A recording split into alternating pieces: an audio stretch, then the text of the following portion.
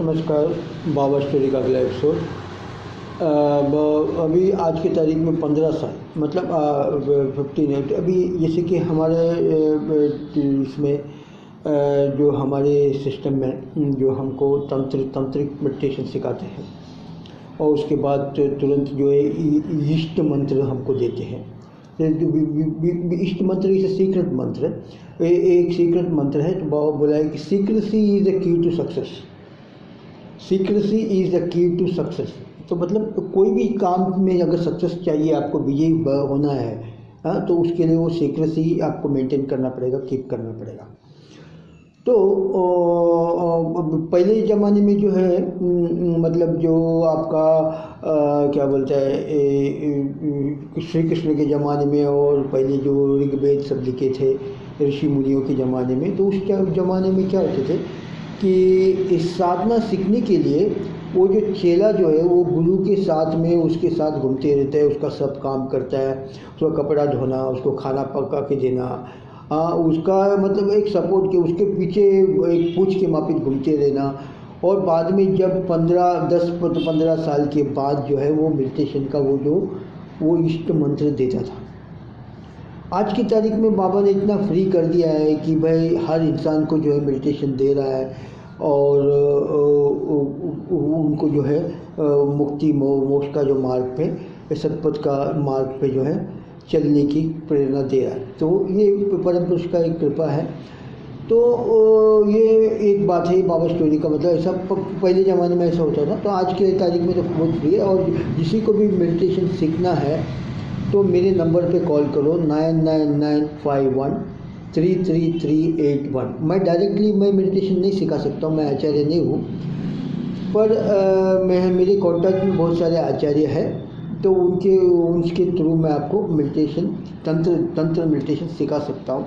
ये बहुत पावरफुल और एक बहुत अच्छा सिस्टम ऑफ मेडिटेशन है। तो इसमें ये मेडिटेशन के बारे में बताएं। मेरा नंबर आप फिर से नोट कर लीजिए 9995133381। फिर से रिपीट करता हूँ 9995133381। ओके, अच्छा ये हुआ। तो ये बाबा इसमें एक नेक्स्ट टॉपिक बोल रहा हूँ। एक व्यक्ति को जो है, मेरा पर्सनल लाइफ का स्टोरी है। तो बाबा का जो एक बाबा का मार्गी है, उसको 4 लड़की है। तो लड़की लोग सब जवान हो गया है, तो उसमें 2-3 लड़के जवान हो गए, एक लड़की छोटा है। तो वो जो है बहुत बड़ा ऑफिसर है। तो उस वक्त जो है मेरा मैरिज नहीं हुआ था, तो मैं डिस्ट्रीब्यूशन के लिए उसके घर पे आते जाते रहता हूँ। तो मेरे को ऐसा, मेरे मन में ऐसा भाव हुआ कि भाई चलो ये मार्गी से कोई शादी कर लेना अच्छा है, क्योंकि वो दूसरे स्टेट का है, हम दूसरे स्टेट का है, तो रेवोल्यूशनरी मैरिज हो जाएगा। तो वैसे मैं डीसी के लिए वहाँ पे आते जाता था। तो उनसे मुलाकात हुआ। तो उनके घर वाले को ज़रा ऐसा भनक लगा, मतलब कि भाई ये जो लड़का है जिसको मैरिज में इंटरेस्ट है, हमारे डॉटर के साथ उनको जो है थोड़ा इंटरेस्ट है, ऐसा मतलब उनको ऐसा लगा, ऐसा उनको फील हुआ। तो क्या है कि वो तुरंत जो है वो उसका जो पहला बेटी का जो है शादी कर दिया दूसरे किसी के साथ, कोई मार्गी, उनके मार्गी या नॉन मार्गी जो अच्छे एजुकेटेड और अच्छे पद पे था उसके साथ किया। क्योंकि कोई भी मार्गी हो या नॉन मार्गी, वो यही चाहता है कि मेरा बेटी जो है कोई अच्छे लड़के के साथ मैरिज हो, जो जिसका जो अच्छा इनकम हो, कमाई हो, उसका मतलब उनका फैमिली अच्छा जिस तरह से जिए। तो मैं इतना बड़ा हाई लेवल पोस्ट में नहीं था। तो जो भी है, तो ये बाबा का लीला है। तो एक का शादी हो गया, फिर उसके बाद मैं वहाँ से फिर मैं वो वहाँ भी जाना बंद कर दिया, क्योंकि मैं बोला कि जब अभी ये ठीक नहीं है उनको कुछ, तो इसके लिए जाना बंद कर। तो ये बाबा का लीला है कि भाई वो मार्गी को 4 लड़की है, चारों लड़की का शादी होना चाहिए था। तो इसके लिए मेरे को एक माध्यम जैसा वो वहाँ पे डीसी के लिए भेजा। और मेरे मन में भी ऐसा इच्छा है कि इनसे मैरिज करो, रेवोल्यूशनरी मैरिज हो जाए। पर एक्चुअली क्या है कि मेरे को बाद में फिर मेरे को वो इंटरेस्ट नहीं आया, पसंद नहीं आया, तो मैं वो छोड़ दिया। तो उनका जो एक लड़की का शादी हो गया, बाकी 2-3 लड़की का भी तुरंत फटाफट हो गया। तो क्या है कि ये जो बाबा बोला है कि जिसको जिस चीज़ की जब ज़रूरत पड़ता है उसको वो चीज़ मैं तब देता हूँ। तो मतलब वो मार्गी इतना बाबा का इतना स्ट्रिक्ट मार्गी है, इतना बाबा का भक्त है। तो उसका जो काम था, उसका 4 लड़की का शादी है, वो बहुत बड़ा एक बोझ है ना। तो वो बाबा जो है इतना सिंपल एंगल से कर दिया। मैं उधर पहुंच गया, मैं उसको मैं बोले उसका बेटी को शादी करने का एक ऐसा एक डायरेक्शन, एक मेरे मन में ऐसे एक भाव आया। और उन लोग जो है तुरंत वो देखा कि भाई बेटी को जो है अच्छी लड़की घर में शादी करा दिया। नहीं तो वो डिले हो जाता था, वो लड़की का शादी डिले होता था, तो और बाकी 3 लड़की का भी शादी करना है। तो वो उसका एक का हो गया, फिर बाद में फिर वो ऐसा न्यूज़ मिला बाद में कि उसका दूसरे का भी हो गया, ऐसा दूसरे तीसरे चौथे का फटाफट हो जाता है। तो ये बाबा का लीला है। बाबा तो बोला है ना कि भाई तू किसकी जिसको जिस चीज़ की जब जरूरत पड़ता है उसको वो चीज़ मैं देता हूँ। बाबा एक भी दूसरी बात भी बोला है, अरे तुम लोग सब भाग्यवान हो। बाबा का जो भक्त लोग है, मार्गी, होल टाइमर, LFT, सिंपथाइजर, सब भाग्यवान है।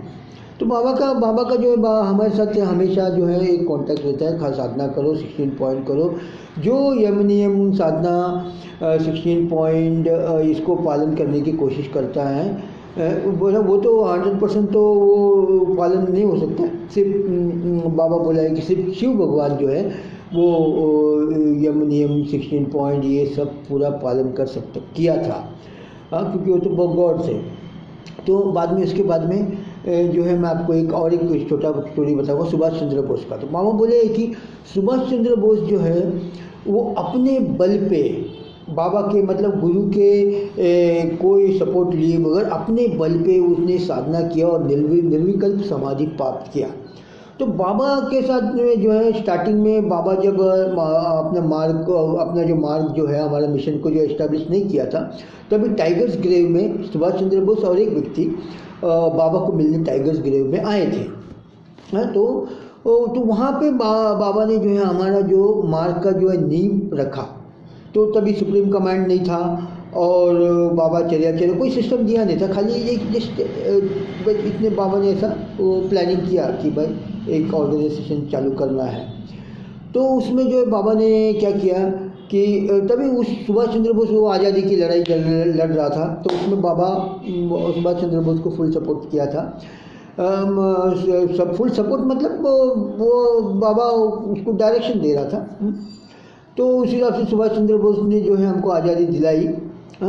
तो तुमने बोला था, सुभाष चंद्र बोस जी ने बोला था कि तुम मुझे खून दो मैं तुम्हें आज़ादी दूंगा। तो वो ऐसा, पर उसके बाद जो है वो सुभाष चंद्र बोस को बाबा बोले कि मैं सबसे ज़्यादा प्यार करता हूँ सुभाष चंद्र बोस को। पर बाबा जो सुभाष चंद्र बोस बाबा बोले कि वो प्राइम मिनिस्टर भी हो सकता था अगर चाहता तो, पर उसने वो लाइन नहीं चुना। तो उसने साधना पद के लिए आगे चले गया, वो मेडिटेशन में चले गया और निर्विकल्प समाधि अपने बल पे हासिल किया ऐसा बोले। तो अगर सुभाष चंद्र उस वक्त समझो अगर सुप्रीम कमांड होता तो बाबा का जो सुप्रीम कमांड में दिया है कि जो दोनों समय साधना करता है उसको मुक्ति गारंटी है। वो सब बाबा बोला तुम्हारी जेब में मुक्ति मोक्ष पड़ा है। तो अगर सुप्रीम कमांड अगर उस वक्त होता तो सुभाष चंद्र बोस कभी भी वो अपने बल पे साधना निर्विकल्प समाधि पाने के लिए नहीं जाता था। क्यों? क्योंकि उस बाबा को उसको पता होता था कि भाई बाबा यहाँ पे तो गारंटी दे रहा है, बाबा गारंटी दे रहा है। हम सब मार्गियों को, होल टाइमर को, सबको जो है बाबा गारंटी दिया है कि आपको 2 टाइम साधना करो और सिस्टम का फॉलो करो, चर्या नियम का फॉलो करो तो जो है मुक्ति मोक्ष का गारंटी है। तो वो उस वक्त सुप्रीम कमांड नहीं था, चर्या वो सब सिस्टम नहीं था। इसके लिए सुभाष चंद्र बोस ने जो है वो अपना निर्विकल्प समाधि अपने बल पे किया। तो अगर उस वक्त सुप्रीम कमांड ये सब होता तो सुभाष चंद्र बोस भी सोचता था कि अरे भाई मैं काय को इतना ये करूँ, यहाँ पे मेरे को इतना इजीली मुक्ति मोक्ष गुरु दे रहा है। हाँ, गुरु को शायद वो पहचाना भी नहीं होगा। गुरु is Tarak Brahma, Baba is God, वो तो सुभाष चंद्र बोस ने पहचाना नहीं होगा। क्योंकि वो सोचा होगा कि भाई ये तो कोई बहुत बड़ा स्पिरिचुअल गुरु है बट नॉट गॉड। वो सुभाष चंद्र बोस नहीं पहचाना होगा। हाँ, तो इसकी वजह से वो अपना वो गया। क्योंकि सुभाष चंद्र बोस की जगह में दूसरा कोई होता तो वो सुप्रीम कमांड अगर होता पर उस वक्त तो ज़रूर जो है वो कोई आके जान नहीं जाता ना वो, क्योंकि आत्म मोक्षार्थम जगत हिताय है ना, तो जो अपना आत्मा की मोक्षा और जगत की हित, तो उसमें क्या है कि आपको आत्मा का मोक्ष तो बाबा गारंटी दे दिया है कि 2 टाइम साधना करो आपको मुक्ति मोक्ष गारंटी है। तो फिर हम जंगल में क्यों जाओ? बाबा बोले बोले कि जंगल में ये सब जाना गलती है, क्योंकि जंगल में जाओ किधर भी जाओ खाने पीने के लिए तो तुम तो लोगों के ऊपर डिपेंड होता है ना, तो इसके लिए जो है आपको समाज में रह के समाज का लोगों का काम करके उनकी सेवा करके तुम उनसे अनाज लेके खा के तो तुम आगे तुमको मुक्ति मोक्ष मिलेगा ना। जंगल में जाएगा तो भी तभी भी दिमाग में यही रहेगा कि भाई मेरे को वो फ्रूट खाना है, ये खाना है। हाँ, तुम अगर समझो कोई गांव में कोई आश्रम में जाके बसेगा तो वहाँ पे जाके आपको कलेक्ट करके लोगों से कलेक्ट करके लाना पड़ेगा, तो वो हिसाब से है बात है। तो एक दादा मेरे को बोला है, एक होल टाइमर दादा बोला कि भाई क्या भगवान बाबा गॉड है? तो मैं बोला आज जरूर, बाबा तो भगवान है, बाबा तो तारक ब्रह्म है। तो बोले ये नहीं बाबा तो वो अपना सगुण ब्रह्म निर्गुण ब्रह्म तारक ब्रह्म ऐसा है।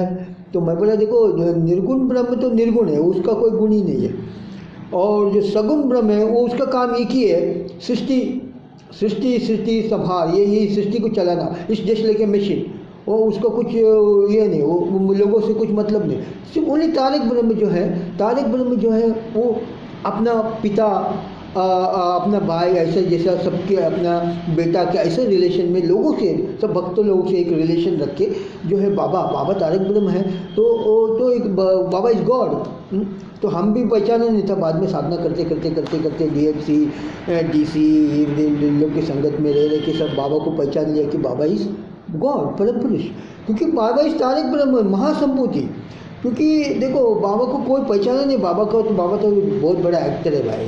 नहीं, एक बार ऐसा हुआ, बाबा एक स्टिक लेके जो है धीरे धीरे चल रहा था, तो एक मार्गी उसके मन में सोचा अरे बाबा तो बहुत बड़ा हो गया, इतना बेचारा चलने भी नहीं हो रहा है, ऐसा उसके मन में सोचा मार्गी ने। तो बाबा तुरंत जो है वह भाग के दिखाया। वो जो लॉन में बाबा चले वो वॉकिंग करते तो वहाँ भागा, तो ये मार्गी कितना अजीब हो गया, अरे बाबा ये बाबा जो है भाग रहा है, हाँ, जो अभी तक तो स्टिक से चल रहा था बाबा, ये सब बाबा का लीला है परम पुरुष का एक्टिंग है। जो परम पुरुष बाबा बोला है, परम पुरुष ने जो है उसका जो बाबा का पावर जो है वो सबसे मिनिमम यूज़ किया है ये प्राउड इस्टेब्लिश करने में, बाकी हर चीज़ करने में सबसे मिनिमम, क्योंकि बाबा एकदम ही एक सिस्टमैटिक, बाबा कभी भी अपना पावर यूज़ करके बाबा ओल्ड एज होने के बाद जो है बाबा कभी भी अपना पावर यूज़ करके जो है वो यंग दिखाया नहीं, अपने आप को बहुत कुछ नहीं किया। वो बाबा भी को भी कुछ ऐसा बीमारी के गोली खाते थे, ऐसा सुनने में आया। तो बाबा को उसकी ज़रूरत नहीं है, बाबा तो परम पुरुष है, परम पुरुष को भी बीमारी होता है क्या? बाबा को जेल के अंदर जो है जहर दिया, वो जहर तो बाबा को कुछ नहीं है, इल्ला को कुछ असर नहीं हुआ।